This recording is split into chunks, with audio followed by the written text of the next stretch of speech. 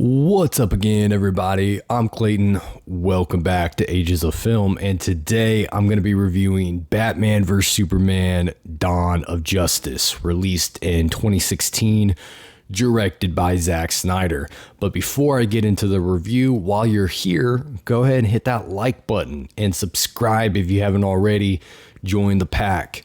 And just a quick reminder, guys, this is just my opinion on this movie. There's no need to be upset or offended by anything I have to say.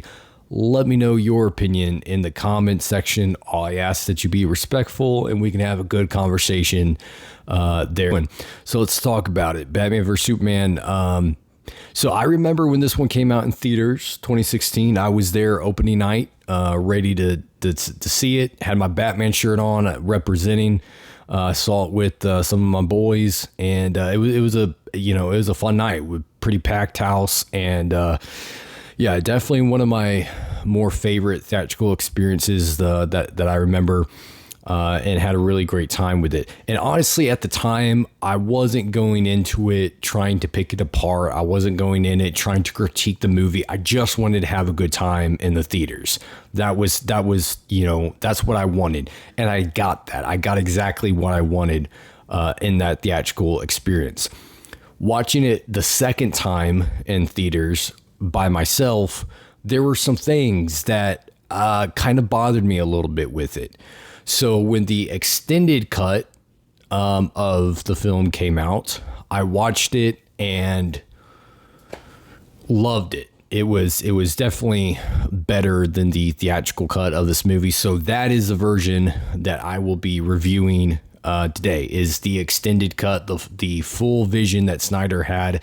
I really don't even watch the theatrical cut of this movie anymore. The only cut that I even acknowledge is the extended version of this movie. So if you want to come at me in the comments about how bad the theatrical version is, I'm really not going to reply, because I don't acknowledge the theatrical cut. That wasn't the movie that Snyder made. That wasn't the cut that he intended to do. That was the higher powers than Snyder's, the studio heads who went in and cut the crap out of Snyder's vision and gave us the theatrical version. So Snyder made the full extended cut of this movie. So that's what I'm going to be discussing in this review, is the full extended version. So getting into the positives, love the cinematography in Batman vs. Superman. I think it's a beautiful film. Regardless of how you feel about the movie, you have to acknowledge the beautiful cinematography in this movie. Zack Snyder knows how to frame a shot. He knows how to create and present a very pleasing aesthetic image. And especially when it comes to like comic book movies, like all of his comic book films are just beautiful.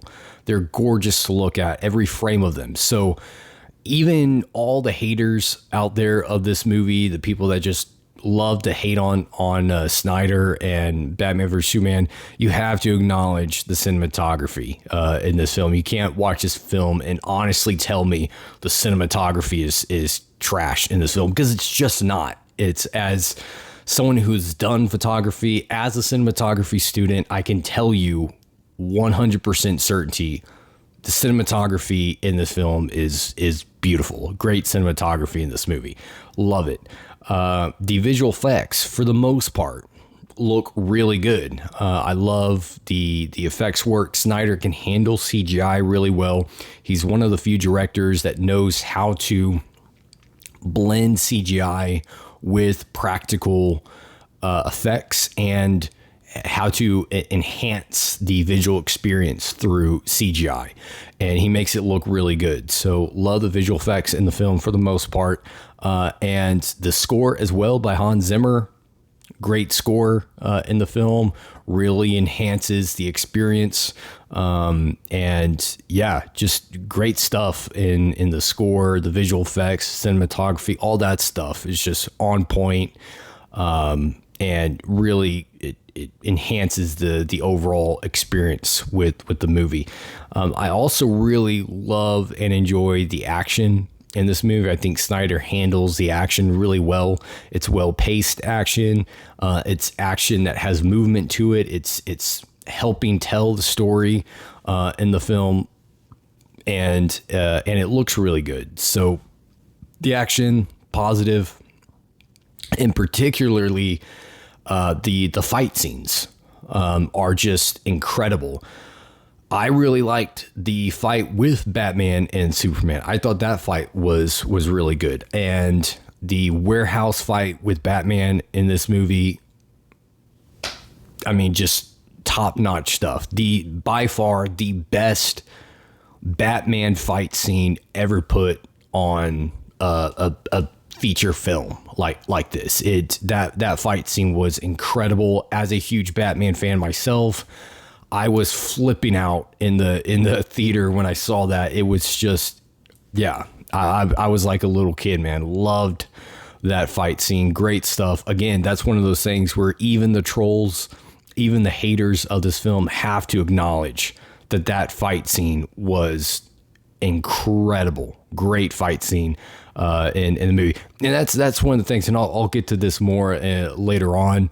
You know, the people that love to hate on this film, when you actually start questioning them, or you start bringing up some of the positives in this film, they can't help but acknowledge that there are certain things that were just incredibly well done in this movie. But we'll get into that a little bit more later on. But yeah, love all that stuff.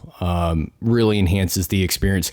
I also really love the story in this film. I think it's a story that has something to say in it. It's not just an action movie taking superhero characters and smashing them together. It's a film that has something to say in the story. You know, it's really a story about the fear of power and how power can be destructive. You know, Superman being the most powerful superhero, in the fear that normal people have of Superman. That's really why people, and, you know, the people in the film, the civilians, are turning against Superman. They fear his power. That's why Batman wants to take Superman down. He's afraid of the destruction that Superman can bring to the world. You know, he saw some of the destruction brought about by Superman and Zod when they were fighting at the end of Man of Steel. And that's one thing I loved with the opening, showing Bruce Wayne's perspective and how he's viewing Superman in this movie. It makes sense from his perspective. So Superman, this powerful being, can present a very destructive capability that he has. So it's the fear of that kind of power.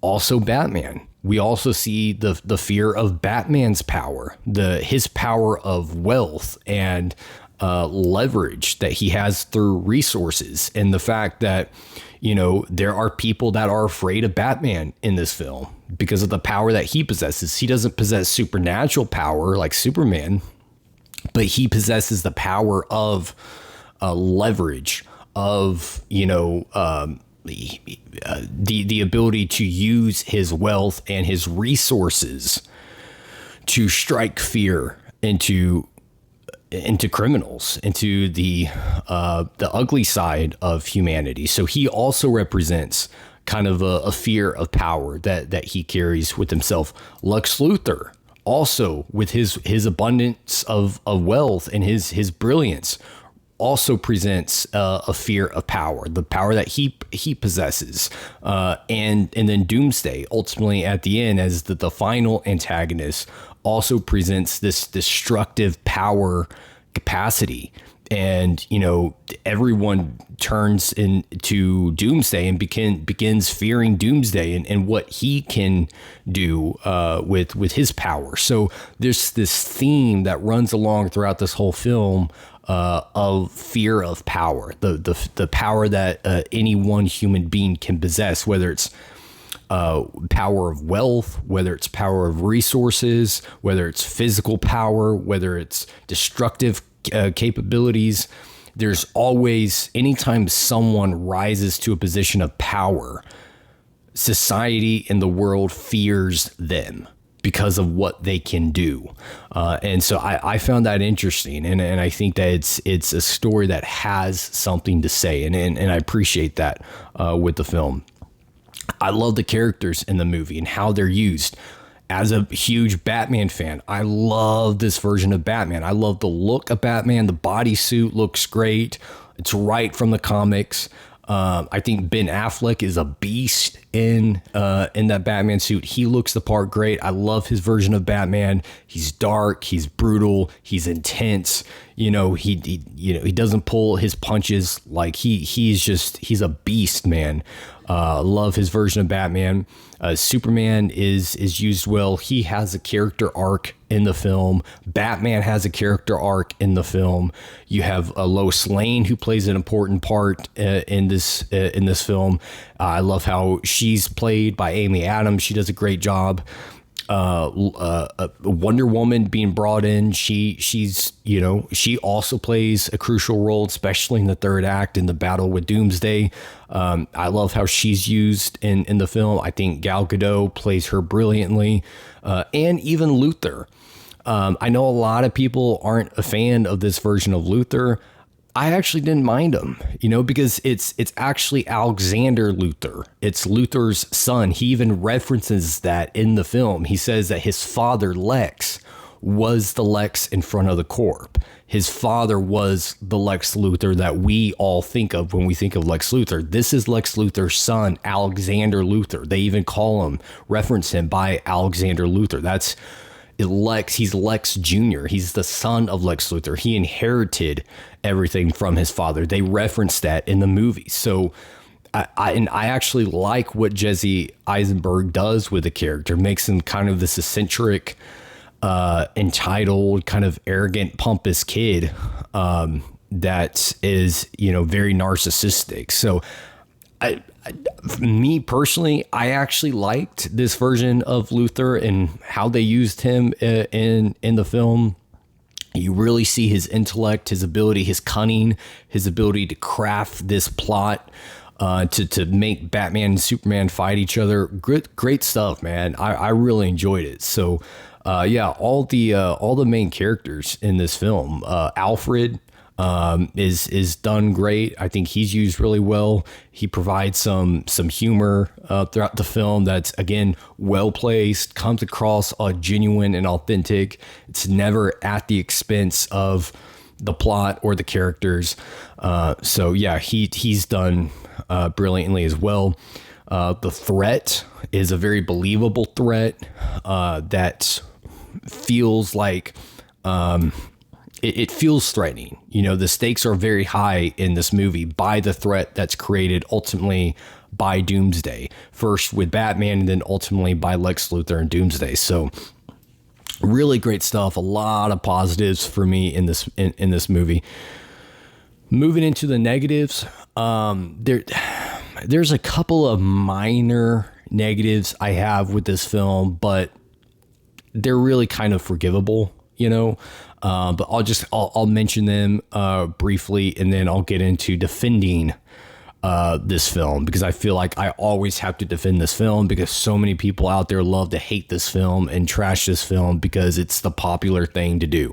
But as far as my negatives, and again, these are very minor negatives for me. These aren't anything that really negatively affect my viewing experience ultimately, but I'm not overly fond of Doomsday in this movie. The look of Doomsday, I wasn't fond of. To me, he looks too big, too massive compared to Superman.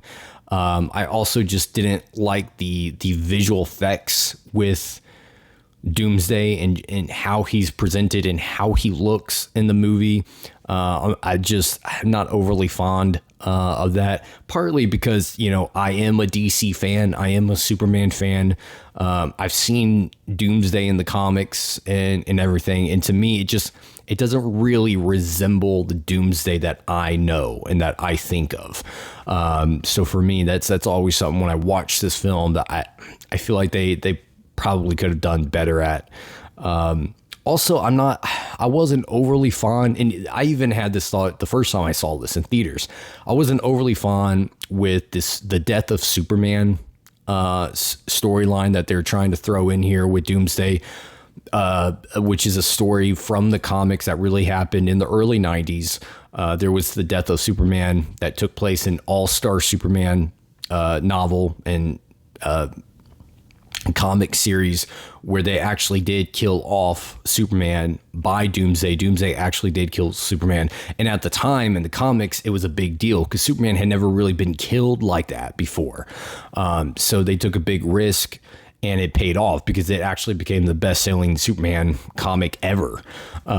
However, the reason I don't necessarily think it worked in this film is because we knew going into this movie, this was not going to be the finale. You know, like you want to save something that big for the finale so that there's an emotional effect generated by it. You know, like I hate giving the MCU props. Anyone who knows me knows I'm not an MCU guy. I'm not a Marvel guy in general. I don't like giving the MCU props. But one thing that they nailed was the death of Iron Man in Avengers Endgame, because that was the finale in that film. So you don't necessarily know going into that movie who's going to make it out and who's not. So when Iron Man dies at the end of Endgame, it hit emotionally for a lot of people because they had invested in him for so many films through so many years.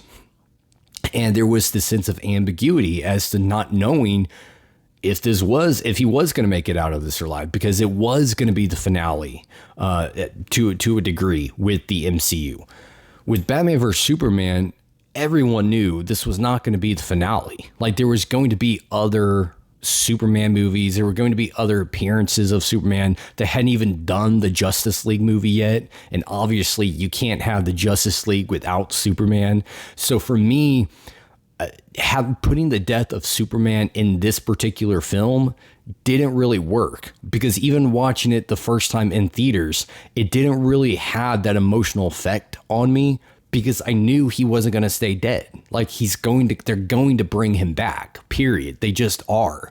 So I didn't feel the emotional effect from it that I would have liked to had this been the finale, right, of the Superman storyline or the DC universe, but it wasn't. They hadn't even done Justice League yet. So that was something for me that is a bit of a negative, just because it's something that should carry a very strong emotional effect, being that Superman is, you know, that dude for DC. So his death should mean something. There should be weight to it. There should be an emotional effect to it. And I felt like that was just kind of wasted in this film, because you knew this was not going to be the end. He was going to come back. This was the second film in the DC EU. It wasn't over. So to me, that was just something that just didn't really work.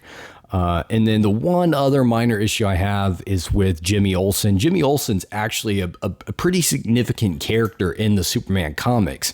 In this movie, they bring him in the first act of the movie, and then as soon as they introduce him, they kill him off right away. Like, he's not even in 20 minutes of this film.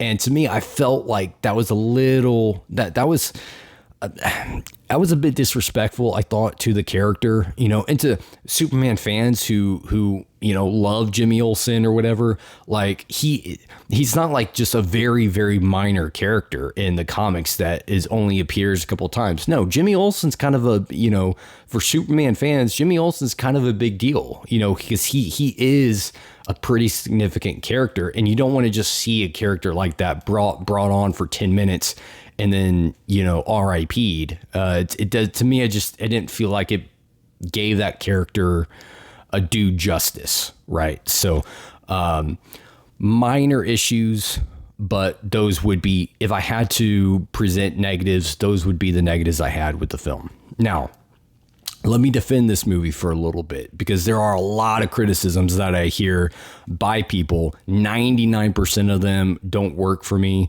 And I think it's just hate for hate's sake. I think it's trolls just being trolls because they don't like Zack Snyder, or they don't like Superman, or whatever. One of the biggest one I want to discuss is the Martha situation. This is probably the biggest criticism I hear about this movie, is how they bring Batman and Superman together is through the name or the word Martha. You know, Batman and Superman are fighting, and Batman is on the verge of killing Superman. He's got the kryptonite spear at Superman's throat, at his face, ready to kill him. And Superman tells him, you're letting him kill Martha, speaking about Luthor, because Luthor has Superman's mother, whose name is Martha, and he's going to kill her. And so Superman is trying to stop Batman from fighting so that he can help Superman save Martha. And Superman tells him, you're letting him kill Martha.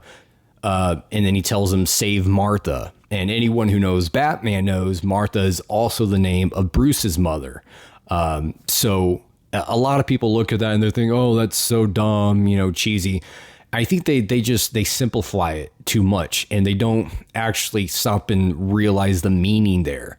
And the fact that Bruce was a kid when his parents were killed. He didn't have the ability to save his parents. He didn't have the ability to save his mom from that horrible crime, in the murder. And that the death of his parents, what drove him to be Batman. He wanted to make sure that no one else experiences that kind of loss and pain. And so here, and also you have to think that Batman also viewed Superman as this alien entity that was just a threat to the world. But in that moment, it humanized Clark to Batman. It humanized Superman to Batman. It made him realize this isn't just an alien from another planet. He's human as well. Like, he's one of us. He has a mother and a father. He has people that he loves and cares about. And his mom is ready to die. And I have a chance to save her. I have a chance to save someone else's mother when I didn't have the ability to save my own. And so there's actually a deep meaning in that moment, in that scene, that for me really works. And I feel it in that moment. Now, that's partially because I'm just a massive Batman fan and a huge DC fan in general. But I get it if you think that it could have been done better. All right, fair play to you. But you can't tell me that scene was just dumb or stupid because it didn't have any meaning. It did actually have meaning. It had really deep meaning if you know these characters. So to me, that's not really a criticism, because it was actually doing something. It actually did have really deep meaning there. So that's how I would defend that scene and why that didn't really bother me. The Lex Luthor stuff also gets a lot of hate. Again, I've kind of explained that wasn't really Lex Luthor, the one that we think of. That was his son, Alexander Luthor. Yeah, and then I've heard people just troll Superman because they think he's too OP'd or too overpowered. Again, like if you don't like the character of Superman, then why are you watching this movie? Like, if you're not a fan of the character, why watch the movie? If you think that, Superman's just too overpowered or whatever, then why watch the film? That's on you, So anyways, I'll just kind of leave it at that. I love this movie. My overall rating, this is a 5 out of 5 for me. I don't get the hate of this movie. I really don't understand it. I think a lot of the hate, again, is just hate for hate's sake. People love to hate on Snyder's films. For some reason, it's become a cultural thing that people do. When I hear people try to bash this film or troll this film, it becomes very apparent that they really don't have any objectivity in their hatred of the film. It's just kind of personal dislikes that they have. But yeah, great film. Even the few minor negatives are very minor negatives, and honestly, they're negatives that I can overlook. At the end of the day, I can forgive the few flaws that I have with the movie, because when the movie is over, I still have a 5 out of 5 experience, a perfect experience, really. So 5 out of 5 for me. Love the movie. Always have, always will. Again, the extended cut is the one that's getting the 5 out of 5 here. But yeah, those are my thoughts on Batman vs. Superman, Dawn of Justice. Hope you guys enjoyed this video. Let me know your thoughts in the comment section. And until next time, kick it and rock on.